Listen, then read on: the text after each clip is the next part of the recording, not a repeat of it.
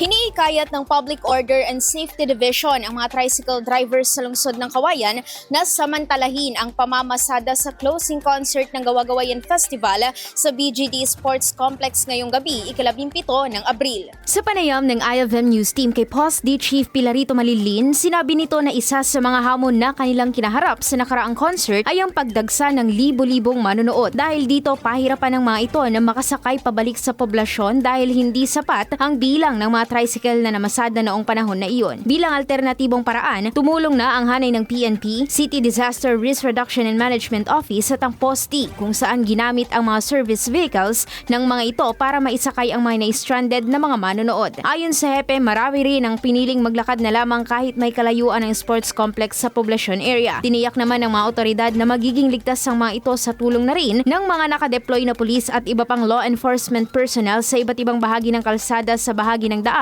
palabas ng sports complex. Dahil sa inaasahang pagdagsa muli ng mga manonood ngayong gabi, hinihikayat ang POSD ang mga tricycle drivers na mamasada at samantalahin ang dami ng pasahero na dadalo upang magkaroon sila ng karagdagang kita. Samantala, nagpapasalamat naman si Chief Malilin dahil wala silang natatanggap na reklamo kaugnay sa sobra-sobrang paniningil ng mga tricycle drivers sa kanilang mga pasahero.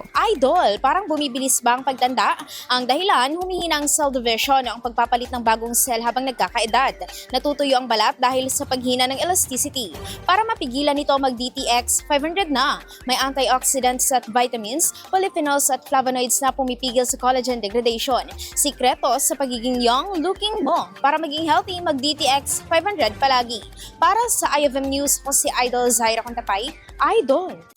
IFM News.